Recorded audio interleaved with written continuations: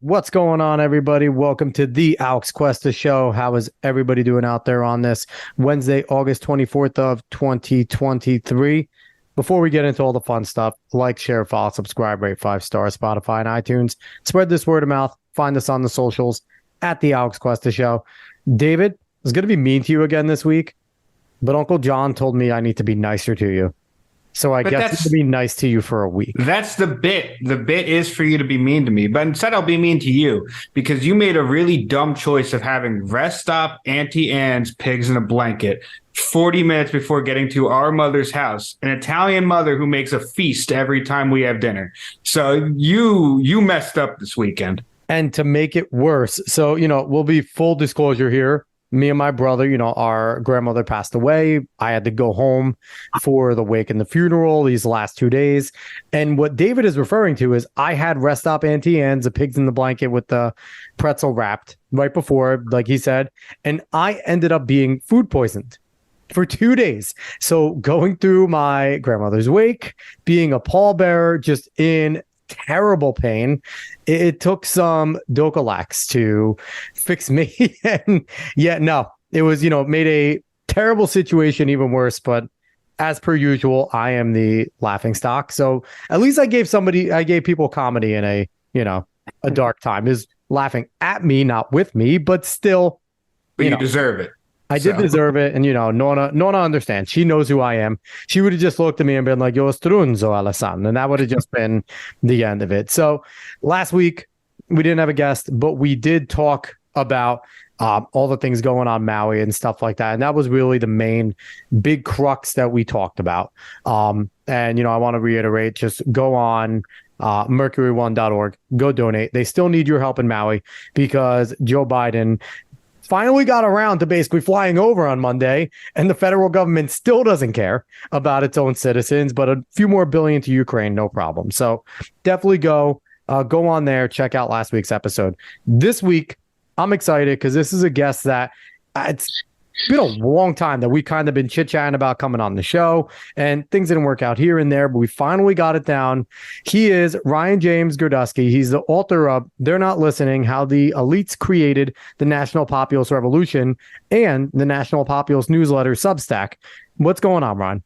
Thanks for having me, guys. Of course. Yeah, super excited to have you on. And, I think you're somebody that's going to jive with both of us because I feel like David and I both kind of fall a little more on that populist realm of the right. So, this is going to be one of those possibly nauseating episodes where we just kind of agree the whole time. But who knows? Maybe we might have a little fun. So I want to start right off and first, I want to ask you, if people go on the National Populist Newsletter, what do they expect to see? What's some of, obviously, populist content, but what's some of the stuff that you typically write about on there?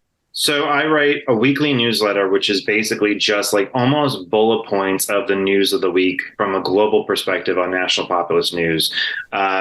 Everything from like deep dives, which may be university or medical studies that are interesting, to content like op-eds I find interesting, polling information. And then a few times a week, I'll write some political deep dive. The last one was on the immigration numbers out of New York State and what that could mean for local elections in New York, which we have 52 upcoming local elections in New York City. And a couple weeks before then, I'm sure it was something else related to that. It was something on Italy and Europe. But whatever comes to my mind, I find very interesting that is politically related. Basically, whenever I have an op-ed idea, I write it for my Substack. And that makes sense. And that's kind of been the cool thing about Substack. They've kind of revolutionized the op-ed world where you don't have to hopefully be able to jump into Wall Street Journal or something like that to get an op-ed and even go to like a unfriendly spot like a New York Times. You could just make your own stuff. And if you're good, people will subscribe. And, you know, we found a lot of really good young conservative minds like yourself that have been able to find success there, which is always awesome considering Dave and I have been on the right our whole lives. And we've heard from our dads screaming at Rush Limbaugh about how much they all hate us. So, it's always good to just see all of this happening. Now, it's good for a writer because you don't deal with editors, which is a double-edged sword because you have a lot of grammatical mistakes, but you can write what you want to write, which is refreshing. I mean, that's why you almost have like someone else that you trust that can write. So if you really think like, I need something, you just copy edit this. Don't change a thing. Just make sure it's grammatically cool. Like that sometimes does help there. Yeah. So I want to jump off right away. I want to talk about the Republican debates. They were held on the formerly conservative-friendly Fox News, because I don't consider Fox News a place that's friends to conservatives anymore. So the RNC first debate occurred. There were a lot of people on the stage. In my eyes, very few that mattered. To you, Ryan, who won the debate last night? I think there were like probably 3 winners, I think, or maybe I'd say 4 winners, or probably 4 winners. I think Pence, Haley, Vivek, and DeSantis were the 4 winners. So those are my top 4. Yeah. So quickly go over, because, Pence and Haley are surprising in a way, because I thought Pence, pun intended, came off very pensive. No, I mean, he came off a little more angry than I think a lot of us expected to see Pence. I think we've always, especially with his time as a vice president, the more mild-mannered, the more very well put together. And he was a lot more forceful in this debate. So what made you like Pence? What made you think he got a win there? Well, remember, Pence has been in office for 30 years on and off. So it's not like he doesn't go to this as an inexperienced man. And I think a big part of why Pence is running is for his legacy. In the same way that I think it's partly why Christie's running is for his legacy. Pence does not want to be remembered ultimately as the man who, was Donald Trump's vice president. I don't think that's what he wants his lasting legacy to be. And I think this is the Mike Pence redemption tour. Now, he has a very outside chance of getting a nomination. He's definitely a dark horse, but he can set the record straight on January 6th, on his time as vice president, on the issues he cared about, on things that matter to evangelicals. And he sounded like a very serious, sober person. My dad called me, who's, I guess he would be a young boomer. He's the last year of the boomers, or second to last year. And he said to me, Mike Pence is a really good person. And I think a lot of people who don't necessarily like him, they remembered, oh, wow, he is a decent guy and a nice person. I think so that's why I think that Pence did the job that he was looking to do. The one thing that he should have sat there and said when discussing January 6th and the vote and everything like that was he should have said, do you think I didn't like being vice president and didn't want to continue being vice president for 4 more years? That's something that he should have said, I guess, was a missed opportunity.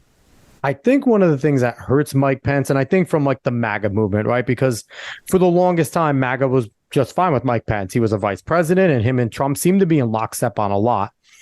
I think what hurt him in their eyes is in one of the interviews he did, he kind of hinted that he could have thrown it back like they wanted to. And then at times he kind of said he was never going to. And I think that little bit of, going up and down and kind of not knowing if he wanted to continue to be more of like an establishment guy or really join in that populist movement has kind of put him in a way where MAGA is just kind of like, well, yeah, I guess we all know how MAGA is. Like, if you're not with us, you're against us, which some people, MAGA people wouldn't like me because although I voted for Trump, I still support him. I'm not a like crazy zealot. I can admit the man's faults, and I just at this point still think he's the best for the job. But, it's like, I think that's where he falls very short with MAGA at that point. And unfortunately for him, and I don't think anything he can say is going to put him in a good light in their eyes. Well, I don't think that one matters that much to him ultimately. And I don't think there was a way for him to throw it back to the states. I think that's a nonsensical argument. I think that it's completely asinine. I mean, most of the states, Secretary of States, and all those states were Democrat anyway. It wouldn't have gone anywhere anyway, even if he could have, but he didn't have that power. And I think that he felt like he did the responsible thing, and he was a serious grown-up in the room. Take him compared to Vivek Ramaswamy. Vivek was a bomb thrower. And Vivek's personality, I think, was very off-putting to a lot of people in that debate. But sorry, my dog is barking in the background. It's no problem. We like dogs. But I think that the thing that Vivek did that was very smart was that Vivek cornered the anti-war Ukraine argument. So even though I think there are less people who like him from greater exposure to him cornering a very large issue that 35 to 40% of the Republican Party agree with, helped increase his momentum with a smaller portion, but not an infinitely small portion. When I was a Ron Paul supporter in 2008, the anti-war movement was probably like 10% of the party, and versus now it's probably 40% of the party. Mm-hmm. So it was a much bigger gamble for like a Ron Paul 15 years ago than it was for Vivek this time. And I think Vivek did that role correctly, even if he's an incredibly off-putting person to most people. Yeah, I think Vivek is going to have to learn from this debate, because when he's alone doing speeches and just a one-on-one sit down, I think he does a good job. I think in this setting where you're kind of competing for time and, I think he was a little too forceful. I think it's a good way to put it.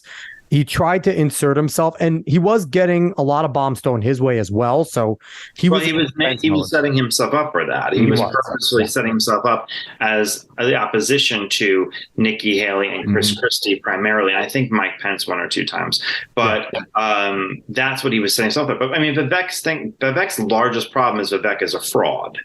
Vivek is genuinely a Nigerian prince promising you $100 million. The guy who said climate change was a hoax in the debate yesterday, 4 months ago, said climate change is real. You can point to almost anything Vivek has said in the last 2 years. He has been on the opposite side of that issue on literally everything. So I assume you're not a Vivek supporter.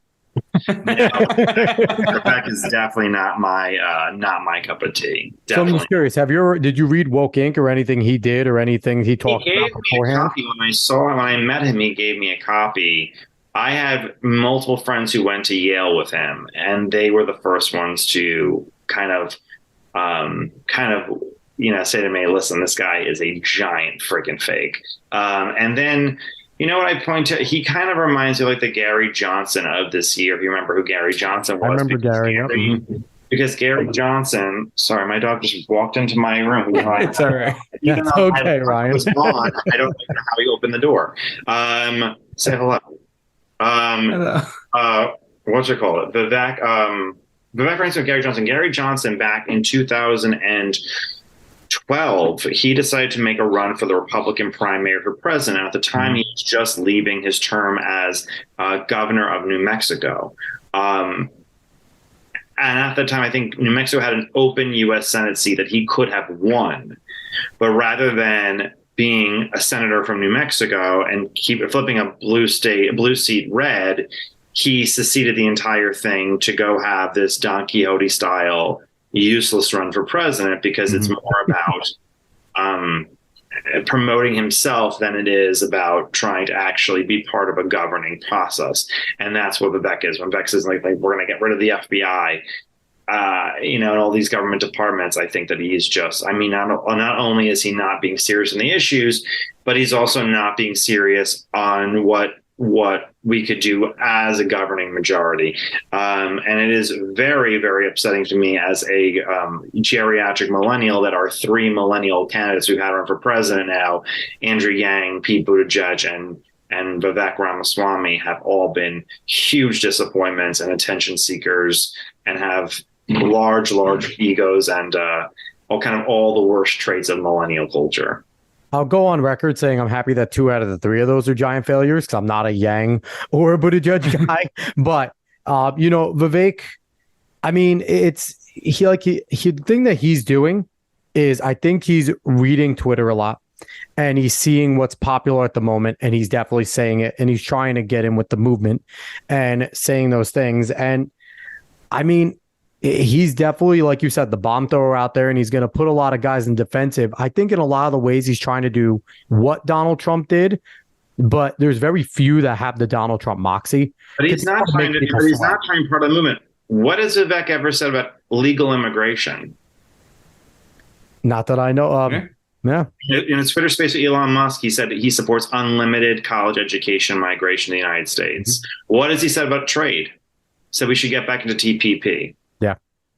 Vivek is not part of the movement. He's not an actual populist. He's not even an actual nationalist. He's an attention seeker. He's an insufferable millennial. And unfortunately, my generation has produced an overabundance of that type of personality. And they seem to run for president every 4 years. And I don't think it's going to get better. I think that's going to get worse, where we have insufferable millennials running for president and being blowhards without any noticeable accomplishments towards when it comes to government. I mean, Pete Buttigieg was a horrendous mayor, super unpopular, could not win a statewide office in Indiana. So now he's Secretary of Transportation, and he says, thought it was all to be ribbon cuttings. I'm so shocked that it's not just ribbon cuttings. He's gone missing half the time. And Andrew Yang had a failed mayoral run for New York City. So this is kind of like where we are with this generation. And I kind of think it's not going to get better anytime soon. So you're not excited for AOC's presidential run in a few years? I know she's doing it much more capable than these guys. I mean, capable of destroying, yes. I think she's a more credible candidate when it comes to stuff than these people have, because, I mean... She has federal government experience. She has federal government experience, and she knows kind of the legislative process, and I think she's grown up a little bit. But, you know, in the same way, I think Marjorie Taylor Greene has grown up a little bit, being part of that. I think when you're an idealistic businessman who sits there and says, it's like the uncle that you know who thinks that he could run the Giants better than the Giants coach. Mm-hmm. That's very much the vibe at a lot of the millennial candidates is, I could run the federal government if only I was in charge. So I'm just curious, you mentioned Marjorie Taylor Greene. Do you think there's value in her getting behind Kevin McCarthy? Because I didn't like what she was doing. I thought that it was better off. I didn't want McCarthy at all. I was hoping that he was going to give it up. And I think we see McCarthy's done some good, but McCarthy, like a lot of conservatives, has paid a lot of lip service. And I understand you can only do so much at so many times, right? Like Republicans have to pick their battles, it seems, where Democrats go full bore. They impeach Donald Trump twice. They pushed Obamacare through back in the day when it was basically illegally pushed through. When Republicans get in these positions, they're kind of like, oh, but we'll try. And so, with MTG, the maturation process, I think, is kind of like getting a little bit more into the uniparty. And if that's a maturation process for the right, then I want a new one. Yeah, I don't necessarily agree with you. I mean, if you look at what Obama did, like Obamacare at the time, he had 255 House seats and 60 Senate seats. We don't have anything close to those majorities right now. If you look at what they did with impeaching Donald Trump, even then, I mean, Democrats have much larger majorities than Republicans do right now. And the bigger thing is that we have a dozen some odd Republicans who are in Biden seats. That make up the majority, whether we like it or not. We did lose a lot of redistricting fights that made a lot of seats very tough for Republicans. Mm-hmm. I think that at a certain point, you have to decide, when you are a legislator, what am I here to do? Am I here to be a bomb thrower forever and never pass a bill? Am I here to never have an amendment, never sit on a committee, never be part of the process that gets something done? Or do I want to get something done? There is a certain thing about throwing bombs and being Lauren Boebert. But Lauren Boebert will never get any serious bills ever accomplished. Lauren Boebert will be one vote among 220-something Republicans, 219 Republicans, who will stand in opposition or for something, but they will never actually accomplish anything they're really looking forward to doing.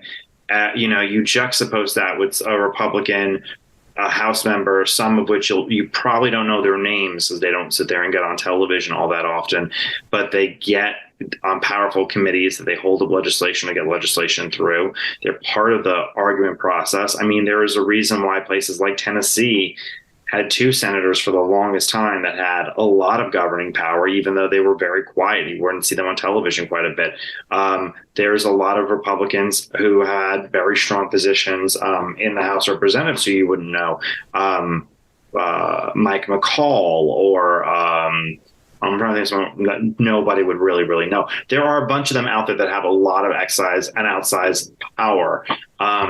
And you have to decide, what do you want to do? If all you want to do is throw bombs, then Go right ahead, throw all the bombs you want. MTG's district is as Republican as it'll ever get. But the truth is, Kevin McCarthy was not going to lose the speakership. He had paid and spent so much money, raised so much money for Republicans. They weren't going to abandon him. And they got a lot of leverage out of it. And they got all they were going to get out of it. And like, look at what Matt Rosendale did. Matt Rosendale, by being part of that process, and I like Matt Rosendale a lot, he, very well may have ended his U.S. Senate run by doing that. So I think that's the big question you have to ask yourself. And I think Marjorie, and I know Marjorie a little bit, I think Marjorie wants to be somebody who solves problems and is part of the collaborative process rather than just being on the outside forever. And I see both sides. I think there's value to being a part of that collaborative process, but I also think there's value in stonewalling the things that don't work. So I think it's good. There's good and bad, and that's kind of the functions of government, right? The government. If you sit on a committee, you can get a lot more done. Yeah, there's value. If you don't, because where the committee votes are, where things get held up or moved a lot faster. 100%. So I want to jump back to the debates, and I love that. I like that little back and forth there. Nikki Haley, you mentioned Nikki Haley was a winner. She should be great. Let me hear what Nikki Haley did. What do you like about Nikki? Nikki was the one. She criticized Trump correctly. Mm-hmm. She approached the abortion issue very sensibly. And I think that even though I disagree with her position on Ukraine, Vivek, was the most coherent in opposition to Vivek's argument. So while I disagree with her, what she's saying, I know the Republican voters she is speaking to, and she came across very strong to them. And I think this is my consultant brain, a person who works on campaigns. I think she did what she had to do, as opposed to like Tim Scott, who faded into the background, and I honestly forgot that he was even on the stage half the time. And I think that that's what she needed to land, and she landed it very, very well. And I think she had really good one-liners, and she was strong. She was a very strong debate. She's been for a long time. So, and the thing with Nikki is Nikki was skyrocketing for so long, and for whatever reason, I think a lot of it had to do with things that Trump said, and then DeSantis eventually running definitely hurt her star on the way up, because people were looking at DeSantis being much more of a rising star in that way. And I mean, when you get mentioned so early on, like Nikki Haley was 3-4 years, like basically right after Trump was, lost, let's start looking at Nikki. That tends to kind of bring you up and down. I think DeSantis is seeing some of that now. 2 years into the suspected run, we're getting to this point. How did Ron DeSantis do for himself in the debate? Well, let me push back on Nikki. I don't think that's true. I think that Nikki Haley's biggest problem is Nikki has been unemployed for 3 years. Sure. She was the UN ambassador for a year. Mm-hmm. And the UN ambassador is one of the easiest jobs in government. It doesn't actually require any responsibility at all. She was a governor for 6 years, and she didn't perform that well in her elections, nor did she do anything like cut spending. She wasn't a particularly enthusiastic governor. The only thing she's really remembered for her time as governor was taking down the Confederate flag.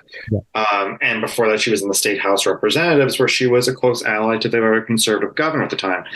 But that's all Nikki Haley's ever really been known for.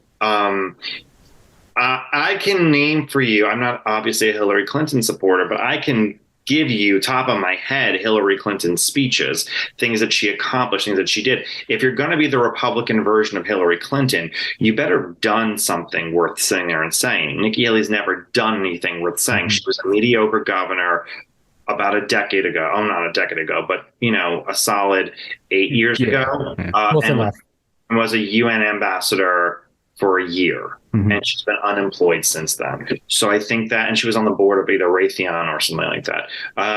So that's all she's done. And she kind of totes the exact same line, the carbon copy line you would hear from Asa Hutchinson or Tim Scott or anybody else. She just delivered it in a much more enthusiastic way.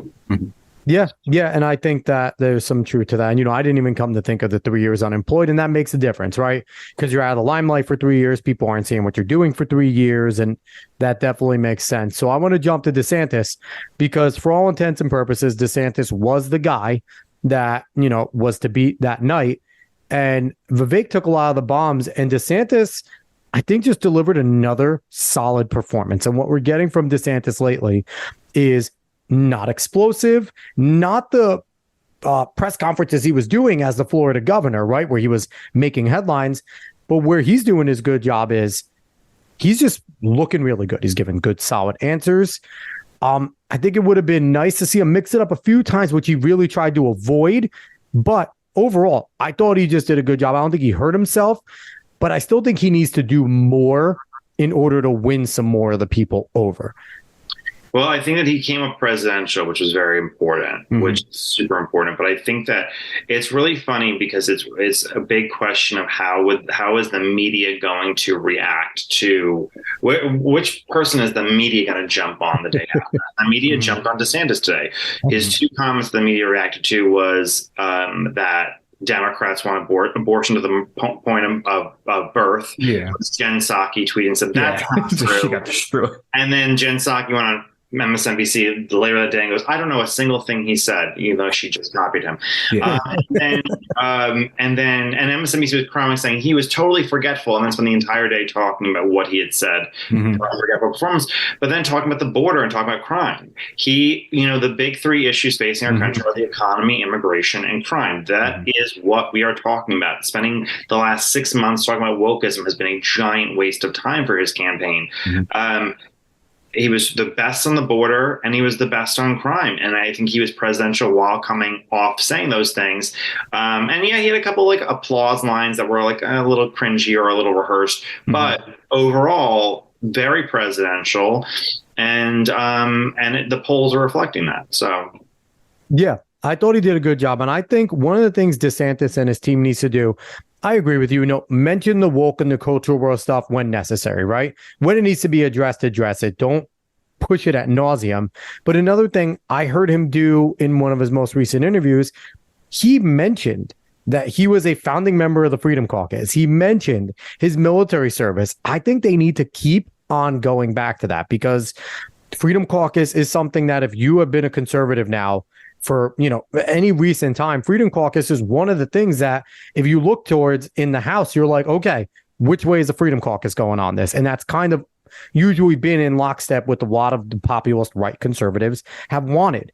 I think he needs to lean on that more. I think, like you said, his border, with the type of things that he's done as governor, he needs to lean on. And I think he got to that last night where he did a lot more of his record as the Florida governor, because it's extremely strong. And, and I think he gets the raw deal of being painted as, a neocon, because he has a lot of supporters that are neocons. And I don't care who you are, you're going to take that money. If it's donor money, it doesn't matter if it's coming from the biggest neocon or anything, you're going to take that money if you're trying to win a presidential campaign. So, I just think that he falls into that issue of, getting those people in his corner that look bad to a lot of, of your hard right populists, but he needs to keep falling back on the fact of, hey, I was strong as governor on every single thing that every Trump supporter voted for Donald Trump for, and I can do the job as well. And I think he did a little bit of that last night. When I was with the governor, what I said to him was that you lack a national vision, which is ultimately, I think, is the problem. You can't talk forever about what you're going to do for Florida, because, you're not working to be the advertising people tourism in Florida. That's, this is not what you're running for. You're running for president. And you can't plant palm trees in Michigan and Wisconsin. So what are you going to do for those people? You can, it just won't work. That's what I said in point blank. What are you going to do? What is your national vision? And I think that he's getting there closer and closer now. I just don't think he was there when he first announced. Yeah. But he did very, very well in this debate. And hopefully he gets closer to there as the debates shrink and there's fewer candidates talking. And I think Ron just needs to embrace who he is a little more sometimes, and don't try to be this ultra charismatic guy. Ron DeSantis is a little bit awkward in public settings. We see it, but we've had presidents that are very, not to say Ron's milquetoast, but we've had milquetoast presidents. That's not something that is going to necessarily hurt him. I think at times when his campaign kind of sets him up to do these public things that, aren't necessarily in his style, in his character. Like when he was passing out the hot dogs and stuff, like that didn't look natural for him. Like he doesn't need to do things like that. He could do other things on the ground to engage and embrace that are still going to make him look good.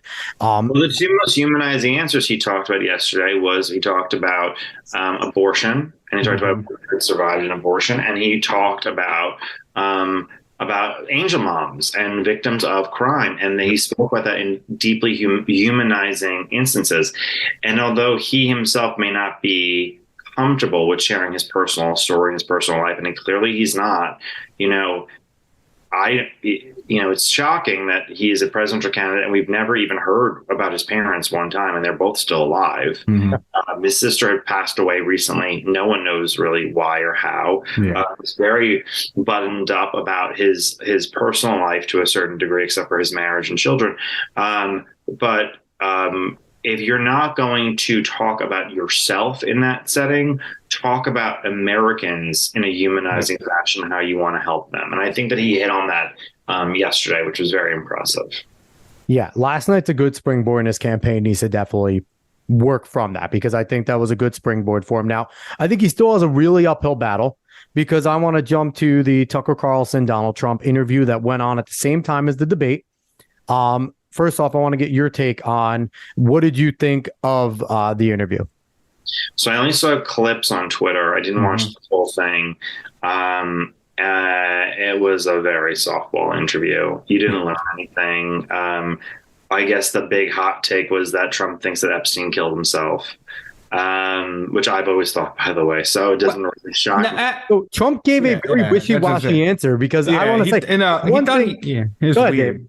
No, like Trump landed on he killed himself, but it was also like he was allowing Tucker to also say what he wanted to say. It was a very weird conversation. It was just like that awkward conversation where, one guy believes something else, someone believes something. It's like, whatever, we'll agree to disagree. And it kind of passed over it afterwards. Yeah, Tucker asked him, do you think Epstein killed himself? And Trump was like, well, he could have, but I think he just committed suicide. There were a lot of people gunning for him. And that disappointed me from Trump, because, again, I like the brash Trump. So I feel like Trump should have been like, absolutely, he got killed. What are you talking about? So that actually did. So if that was the big take from Twitter, Twitter's wrong. Trump didn't say that Epstein killed himself. He was very wishy. Well, no, he did say that Epstein killed himself. No, Epstein killed himself. Yeah, Epstein killed himself. He didn't say that Epstein was killed. He was very.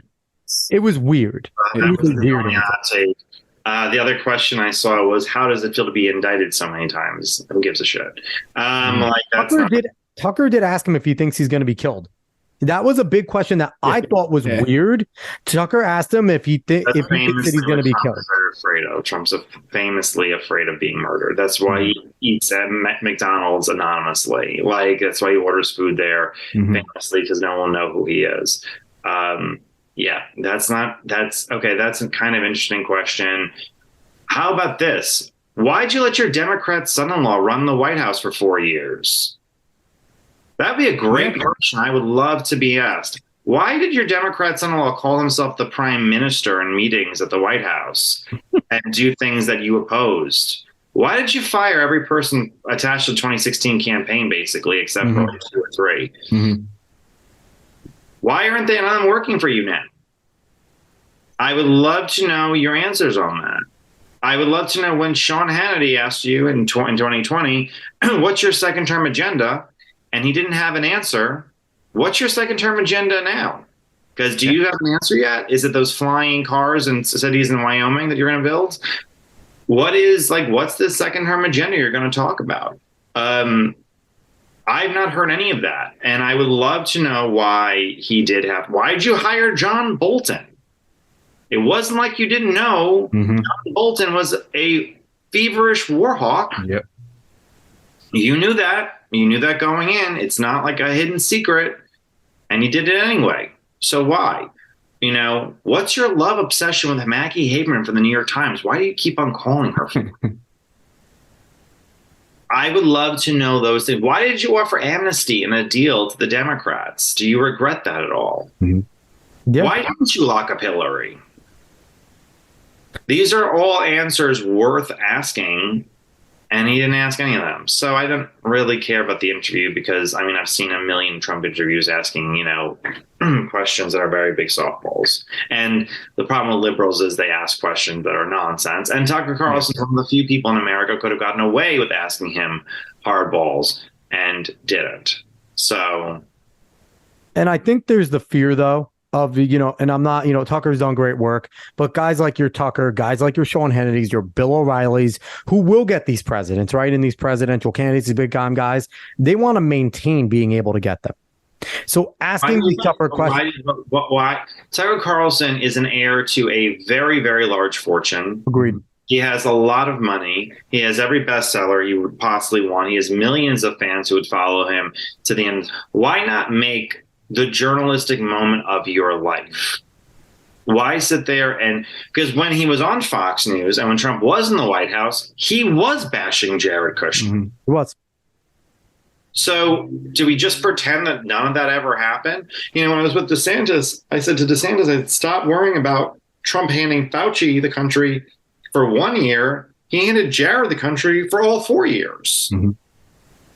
Does Trump have any opinions that his son-in-law got $2 billion from the Saudi government, or while he was in the White House, his dilapidated building in 666 Fifth Avenue, got a 99-year lease from a Qatari bank in Canada? That's interesting. Mm-hmm. Why did that happen? I would love to know, how these two grifters who were part of his family in the White House, who were making policy, who were the Hunter Bidens of the Republican Party, they got away with it, and now they pretend that they never existed. Yeah, and I did say Dave, you could remember this. Once he got in, Jared Kushner is going to handle a lot of the foreign relations stuffs. I saw from the ending. We know who his dad is. We know what his dad did for so long, and we knew Jared Kushner was going to be, extremely heavily involved in the foreign relation things. And so, do you think he was as involved in the Abraham Accords as people say that he was? Because he gets a ton of credit for Abraham Accords, Jared Kushner. Sure, but remember, I don't know if you know this or not, but Jared Kushner's father's longtime, very close friend is Bibi Netanyahu. Mm-hmm. When Bibi used to come to America in the 80s and 90s, he would stay at the Kushners. He would stay in Jared's childhood room, and Jared would have to sleep on the couch. So that is who did the most dealing and who was in charge? Was it Bibi? Was it Jared? Who knows? He was part of it, and that's an accomplishment. It's a legit accomplishment, and I'm not criticizing Jared for that. But we didn't get a lot of things done on a lot of other promises we made by the Trump administration. And Jared's key domestic policy was letting criminals out of jail. Mm-hmm. Homicides reached a 30-year high under Trump's presidency. And Jared made crime one of his major issues. We never got most of the immigration things that were promised. Jared put himself in charge of building the wall that was never finished. Jared put himself in charge of the PPP loans that were completely disastrous. Jared seemed to have a huge portfolio in the White House, far beyond just foreign policy.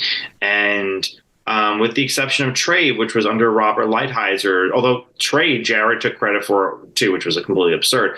But Bob Lighthizer, who's a very serious and well-established and smart man with decades of Washington experience, he was more in charge of putting together a lot of our great trade agreements, even though Jared took credit, he took credit for everything. So I think that is what I think that a lot of what Jared did was not that great. But why was Trump's closest advisor the one who was telling him to stay in the Paris Accord? That was Jared and Ivanka. Mm-hmm. I think that there's a lot of questions to be answered of when Trump didn't get to something, how much of it was just Jared was behind it. Trump was forced into the basement of the White House because Jared's advisors told him not to criticize BLM and not to send in the Marines, not to send in the military. So I would imagine a second-term Trump, the biggest thing he could do for you is say Jared Kushner and Ivanka aren't involved. The reason I'm not supporting Trump for a second term is because my big fear about Donald Trump is that the people that Donald Trump wants now, and I would have walked on broken glass and hot coals to vote for him in 2016. Yep.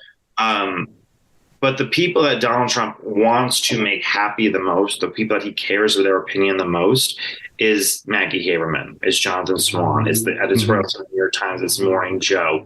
That's whose praise he wants. You know, famously during January 6th, he commented why everyone was dressing so slovenly.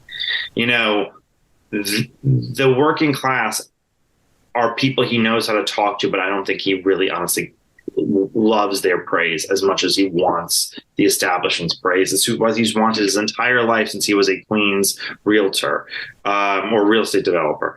And I am afraid that a second Trump term without the fear of a re-election, I mean, he could sit there and say, hey, I'm going to do an amnesty 1, 2, 3, and I'm going to finally get love from the Morning Joe crew, and they're all going to love me. He still takes multiple copies of papers every time his face is on the cover of any paper that there is, because this is a man who desires the love of the media, like an insane desire that's almost unparalleled.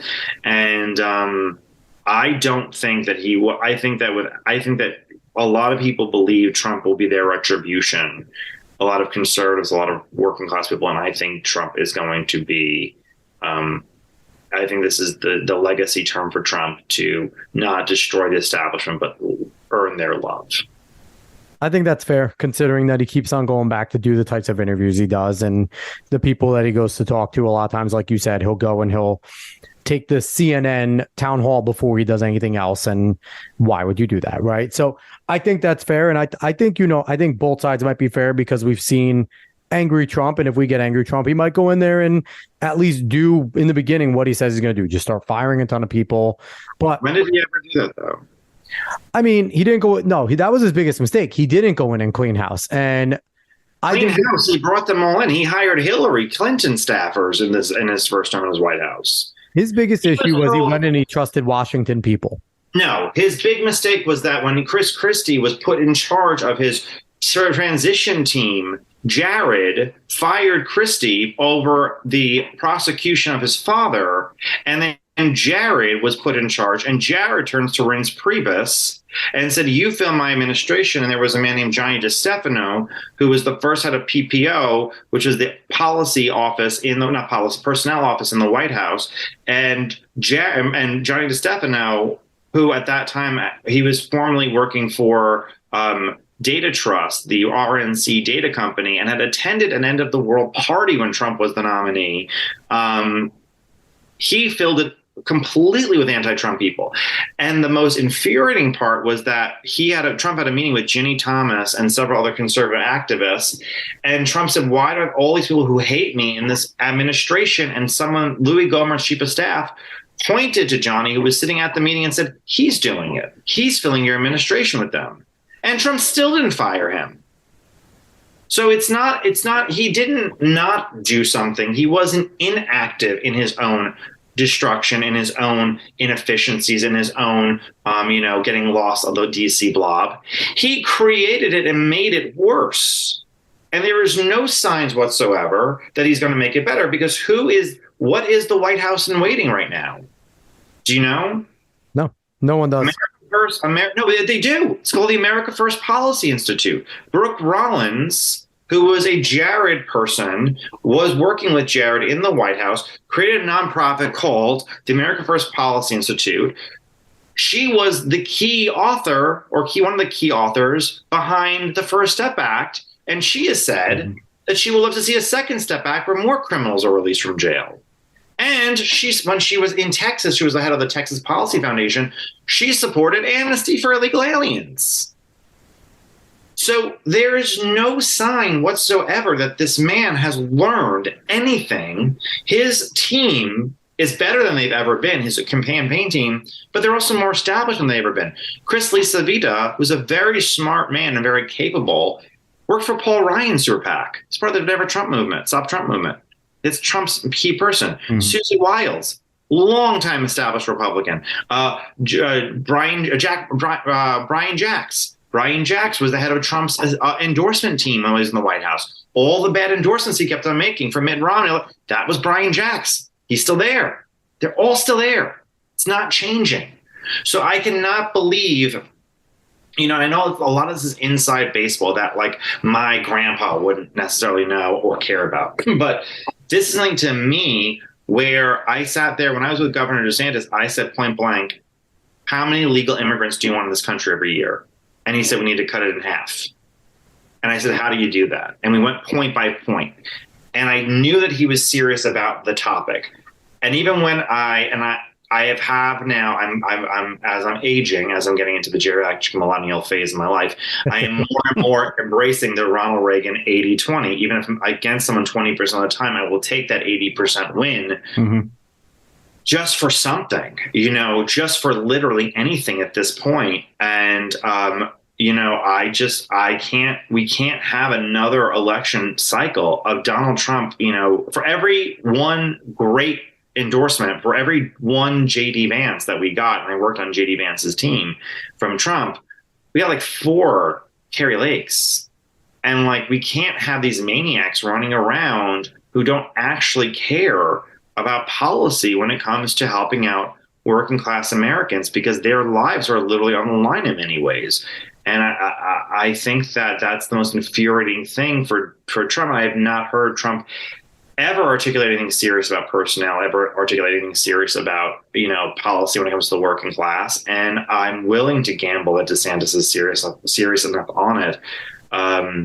Because I've asked him point blank a few of these questions, and he's been less articulate than I desire on the campaign trail. I think that he is with us more than anyone else is. And I respect the way you come at it, because number one, you have a lot of the inside knowledge. And I think you're a person that is good for DeSantis. I think there's a lot of Twitter personalities that are awful for Ron DeSantis. And I really think that they actually are paid by Donald Trump or Vivek Ramaswamy, because there's no way I could believe that some of these people who I have followed for years that have generally been really good political followers, intelligent people, have all of a sudden just become, animals. Do you want to name any? No, I'm not going to name any. I'm going to be nice, because eventually maybe I want to have them on this show. But, if people came at it the way you did, where you just break things down in a more nuanced manner, right? You're not attacking Trump just saying like, oh, he's an idiot, he's this and that. No, you're saying exactly reasons why, like legitimate reasons why you don't want to go for him again. And it doesn't sound like you're a full-on never Trumper at this point. It sounds like if he wins the nomination, you probably will go his way, but you much prefer Ron DeSantis right now. Is that something that's fair? I mean, I voted for the man 3 times. But people have become, not that, but I mean, people have become, now I'm not going to vote for him again. I think that he has the ability to break people's brains. And look, I don't have any personal negative feelings towards Donald Trump or the Trump family. Like, I don't wish harm or bad things on anybody. Yeah. Even most Trump supporters who are well established, with the exception of maybe 1 or 2 who are definitely on my shit list. But besides those 1 or 2 people, I don't wish negative things on any of them. Yeah. I think some of them are crazy, but I think that a lot of them are taking a risk, or a lot of them work in Trump world, or a lot of them part of the MAGA economy, which has been built on the right. Yep. And you have to accept that's who they are. And also, I do believe that he is going to be their retribution. And, if he is the nominee and the president again, I hope that they're right. I would be rooting for his success if he was president, to be what he says he's going to be. I have no faith he's going to be those things. So it's not that I'm rooting against him because I desire a Republican government of George W. Bush again. I desire the government that Donald Trump campaigned on in 2016 but never delivered on. And that, and that completely and totally makes sense. And I think, you're coming about it again, like I said, one of the best ways that I've heard a DeSantis, an established conservative voice DeSantis supporter, come at it. Now, I want to stay on Trump for a second, because famously today, a few hours ago, Trump made his way down to Fulton County, Georgia, and got booked for his 4th indictment. They quote unquote got their mugshot, which seems that they were all really looking for. What are your feelings on these indictments? And there's a few of them where I think he definitely has some trouble if they stay in New York City, if they stay in DC, because it doesn't matter how bullshit some of these charges are. those juries are not going to be fair to him. What do you feel about these indictments? I think the New York City one is complete bullshit. I think it will go by the wayside no matter what. I worked in politics for forever, and the legal reasoning behind his indictment is complete nonsense. It's so fucking stupid. It wouldn't pass muster for a city council race in New York. I think the Florida charges about the documents is very serious. I think that it could be really, really, really hard hitting. And I think the charges in Georgia are a range. I think that the biggest fear of him that he's going to have to deal with is what if people start turning on him. And the RICO charges are not a joke. And that would be something worth paying attention to. But yeah, those are the things I think that he really should be concerned about. As far as politically goes, as I'm not a lawyer, politically they definitely hurt. If he gets charged and he gets found guilty, it will be I have a very, very hard. It's very difficult for me to see how he wins the White House again, even against Joe Biden being decrepit and old and an economy in free fall. I think that it would be extremely, extremely difficult for him to win the White House again. Do you think the right should be rallying around him a little more than we are, considering that this is definitely a banana republic tactic? This is what you see from banana republics, where they go after their, currently all intents and purposes leading political candidate. It's obvious the Biden DOJ, is going after him. They've been doing this. The deep state's been doing this. Now, I didn't know all the inside baseball you did, that he kind of set up his own booby traps in the deep state, but overall, they've been going at him. Do you think the right, whether you support DeSantis, you could say I'm a DeSantis supporter, but these are nonsense, and Donald Trump, shouldn't be getting all this stuff going. Trump did hire some of the people we're coming out of right now. I think our bigger problem is there are not more politicians in jail. Yes, I think if it was all even, it's not that big of a deal. I think that if Hillary Clinton would have gone to jail, which she should have over her emails, yes. I don't think we would care that much. I think if Joe Biden went to jail over Hunter, which he probably should, I don't think we would care that much. It is not unprecedented in first world nations that presidents and prime ministers go to jail. It happens quite often in first world nations. Bibi just did it, I think, in Israel. But what is unusual is this is the first. And if this is, sorry, I'm in New York just like you are. So I think if we had more politicians in jail, people would care a lot less. 100%. And if this is going to be the litmus test, the Donald Trump litmus test, I would like to see it applied to everyone. Bidens and the Clintons. And, it's kind of like when Harry Reid reduce the threshold for a federal court, and Mitch McConnell said, you're going to rue the day.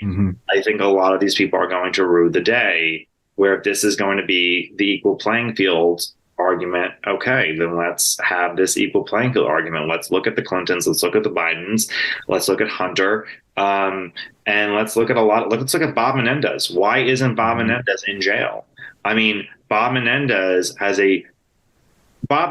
makes George Santos look like a priest. I mean, the man was running. Love George Santos. I forgot about George Santos is such a troll, and he knows what he's doing. But I mean, Bob Menendez was running prostitute rings allegedly in the Dominican Republic while being a United States senator. The man is highly illegal. So if we're going to do that, I would love a special prosecutor to look at all the insider trading for Congress with stocks. Yes, thank you. And if Nancy Pelosi would be in jail. Nancy Pelosi would probably be in jail. Dan Crenshaw allegedly could possibly be in trouble. Tommy Tuberville would probably be in jail. And I don't care what side of the party they sit there on. So I think the anger from people is more that why is Trump the first one to really get this hammer on a lot of ridiculous charges, but charges nonetheless. Why aren't more people being looked at? And that's what should be. And, and I think we have an issue right now of the bottom line fact that the left is not your liberals anymore. The left are a lot of them very truly leftists. They're more in the closer to the socialist Marxist sphere than we've seen, at least openly, in a long time. And bottom line, what we've seen from a lot of those is they don't play by rules.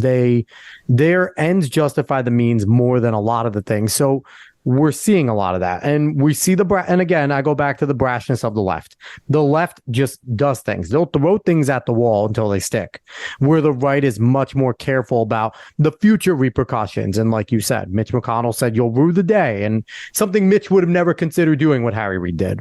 Well, yeah, but I mean, the thing is that the only difference is now is that we are living in a country where almost every institution of power is controlled by the left. Yes. So it's also that we're seeing it on a much grander scale because we've never had this position before where we really have very few to no safe places to rest our head. And I think that that's something that is worth. I don't know why my dog is like chewing right now. I don't know if you hear this. I can't.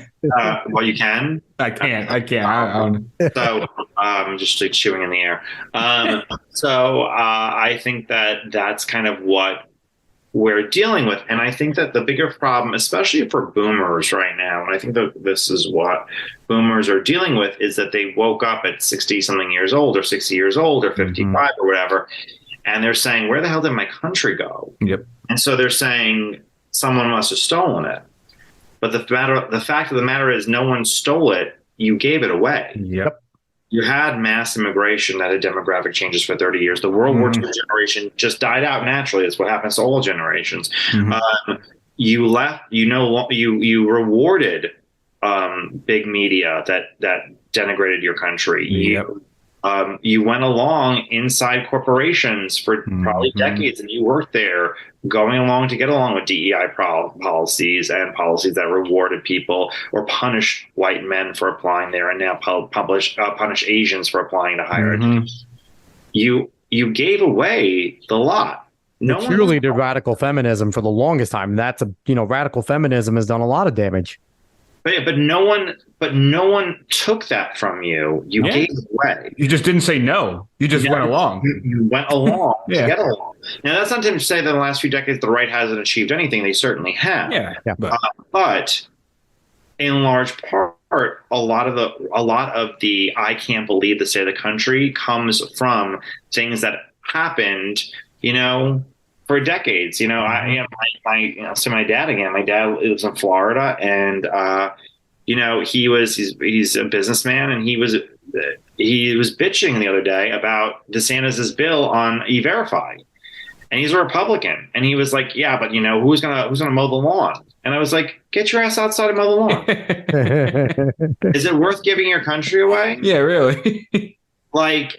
What I mean, that just builds on the left's argument about it, right? Because how many times the left said some racist shit where they've been like, well, who's going to do the labor in the farms and everything? And then people go crazy. Yeah, Kelly Osbourne. I couldn't remember who it was on The View. I don't think it's just Kelly Osbourne. We've heard others. Yeah, but that was the infamous That was the thing. big one. Yeah. We've heard other things say exactly like that. Like the famous line, the illegal immigrants will do jobs that Americans just don't want to do. And then you have conservative boomers saying the exact fucking thing. Right, but I mean, look at the whole argument you've seen in the media for decades. I mean, you guys are young, you probably don't remember this, but for decades, the media has been saying out loud, it's so great we have mass immigration. They're overwhelmingly voting Democrat, and Republicans won't get in the White House anymore. Yes. And Republicans are like, we'll see. Let's just keep it going. What? Donald Trump. One of the best exit poll data that you could look at from Trump in 2016 was when they polled him versus Hillary. CNN it was the Edison company that did the poll, but I think it was on CNN.com, and it said, who are you voting for? And Trump won a plurality of the vote of people who were born in the United States. It was just that he lost the foreign-born vote 3-1. Yeah. And that is getting harder and harder and harder and harder. And, California is a shithole. New York, in many ways, is a shithole. And everyone keeps leaving, and their populations never seem to change because they keep bringing immigrants in to these states to keep their numbers for Congress the same, to keep their power levels the same, and people who just vote for them over. So there is no real repercussion. I mean, there's some economic repercussion, but there's no sizable repercussion. If we were to keep immigration levels the way they were in 1999, which is not that long ago. I mean, for you guys, you probably weren't born yet, but for I was born in 88. I'm not that young. I was born in 96. 1988. Yeah. Oh, 88. Oh, you're much older than I thought you were. I thought you were like in the 90s. Okay. Thanks for the compliment. Right? Yeah. It's the lighting. Oh yeah, I thought you were born like 1998. No. But if I thought one was born like in like last week. I think that if the America had kept the same immigration levels from 1999, which was 650,000. I'm so sorry. It's so noisy outside. No, it's okay, Ryan. It's okay. No sorry, it's so noisy.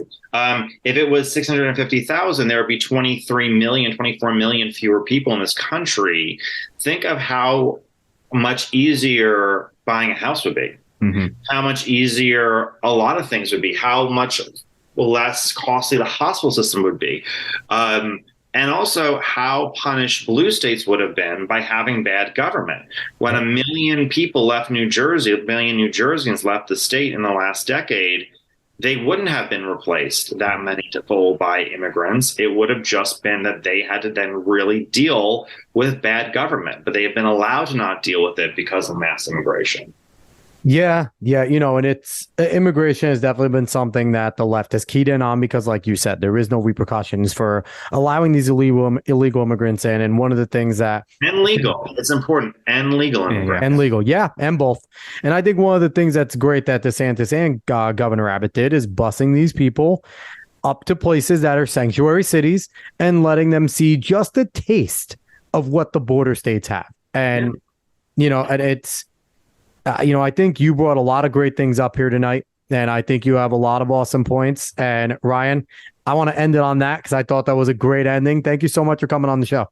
Absolutely. Yeah. Fantastic. Once again, he's Ryan James Girdusky. He's the author of They're Not Listening, How the Elites Created the National Populist Revolution, and the National Populist Newsletter Substack. You can go on Amazon to buy the book if you go on Ryan's Twitter, which is just at Ryan Girdusky. And you can go on there. You can get a link to his Substack there. You can get a link to his book over there. Go buy it because if you liked a little bit of what you heard, you're going to be getting a whole lot of that. It's always better in book form. You can get out so much more writing and on his Substack. Citations. Yeah, you got citations. And I don't know, you're a walking citation because your memory and types of things that is awesome. So anything else that you want to plug, Ryan? No, that's all. Thank you so much. Cool. Right, cool. So once again, this was fantastic. I'll have to have you on again at some point soon because picking your brain's amazing. You know a lot more than I do, and I've been paying attention to this forever. But I guess having the inside baseball like you do always helps. So once again, he's David. I'm Alex. We'll be back again next week. Hopefully David won't. See you, Uncle John. I got one in. All right, Dave. Everyone, I'll talk to everyone later. So long.